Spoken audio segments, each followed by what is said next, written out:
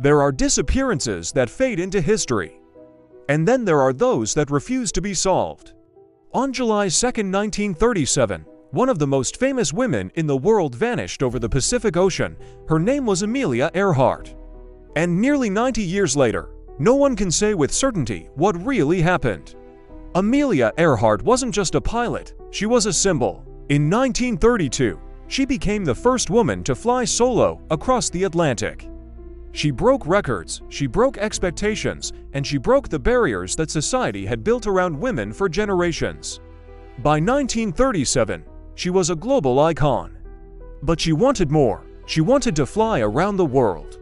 She didn't choose the easy northern route. She chose the longest possible path, nearly 29,000 miles circling the globe close to the equator.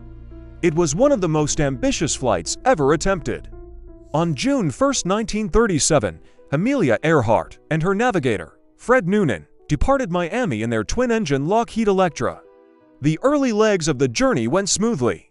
South America, Africa, India, Southeast Asia, each successful landing brought them closer to one of the greatest aviation feats in history.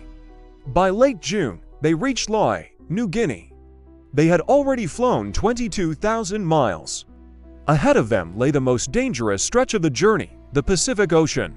Their next destination was Howland Island, a tiny strip of land just 1.5 miles long, surrounded by thousands of miles of open water. Missing it by even a few miles could mean death.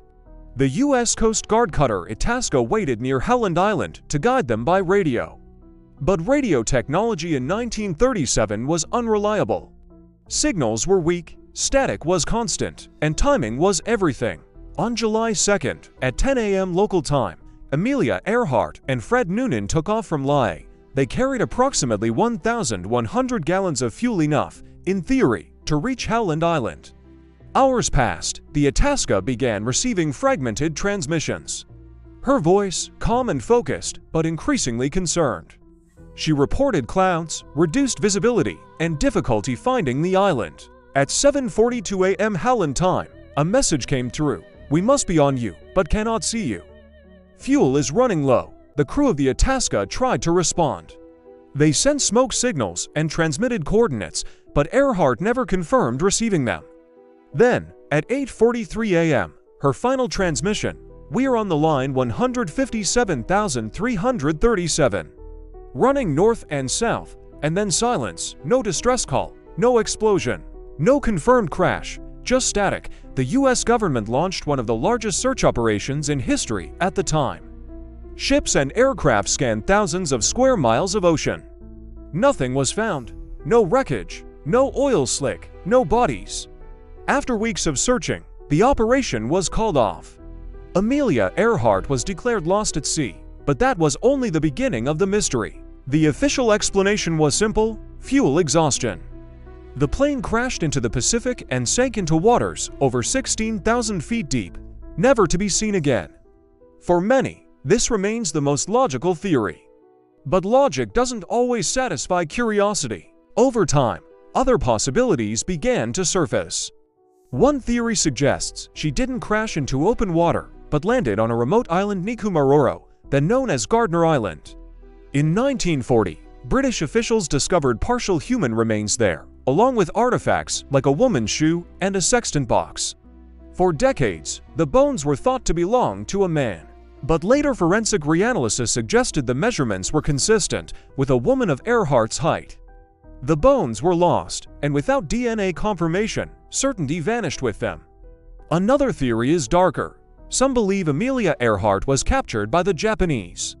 Tensions in the Pacific were rising, and Japanese-controlled islands lay near her flight path. Supporters claim she may have drifted off course, landed in the Marshall Islands, and been taken prisoner as a suspected spy.